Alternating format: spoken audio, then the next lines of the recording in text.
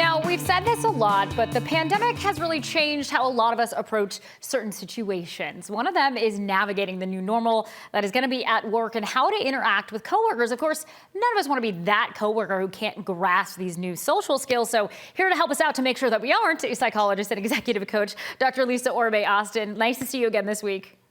Nice to see you too, Natalie. Okay, so you've been hearing from your clients about how to navigate certain situations. One of those big ones is the topic of vaccines, of course. Should that stay off limits? What if a coworker starts asking you about the status of other people in the office? What should we be avoiding and also maybe engaging in as well?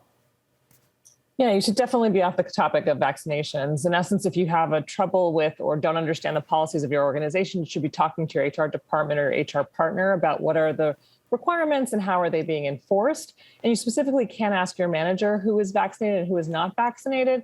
They have a requirement to protect their employees under ADA. So it's really important to kind of make sure that you're not gossiping and you're not getting caught up in any of the who is and who isn't vaccinated situations at work. Yeah, so vax off limits. Now, a lot of us back in the office, which means conference rooms, in-person meetings. If you're the only person still wearing a mask, is it reasonable to ask if you can attend virtually instead?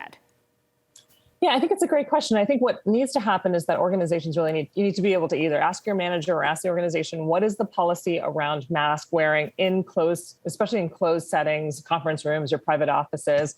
And if you don't want to wear a mask, if you do want to wear a mask, can you attend virtually if no one else is doing that or if no one else is going to be required to wear their mask? But I think it's incumbent upon managers and leaders to really start communicating very forthrightly and openly, what is the policy? What should you be doing? Who's going to be enforcing the policies around mask mandates?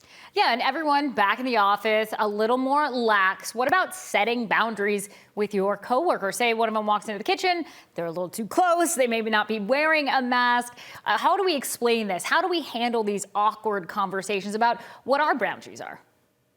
Yeah, these conversations are very new to us and they are very awkward. And so it's really important to practice these awkward conversations ahead of time.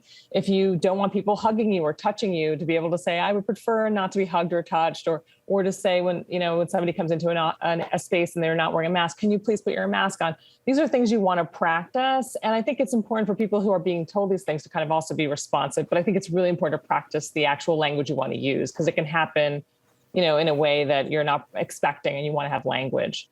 Yeah, and as you just mentioned, for those coworkers who aren't wearing masks, what should they be doing, if anything, to help coworkers feel more comfortable in that same space?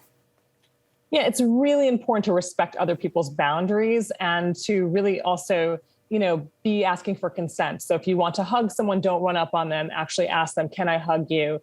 Is it okay if I'm not wearing a mask in this space? Really be asking for consent. You don't know what people are going through. You don't know what their home lives look like. You don't know what risks they are dealing with. So it's really important to really be asking for consent and to be able to manage a boundary. If someone says no or put a mask on, to be able to do it kindly and respectfully. Respectfully. All right. Thank you, Dr. Lisa Orbe-Austin. Again, some great advice for everyone headed back to the office. We'll see you again here next week.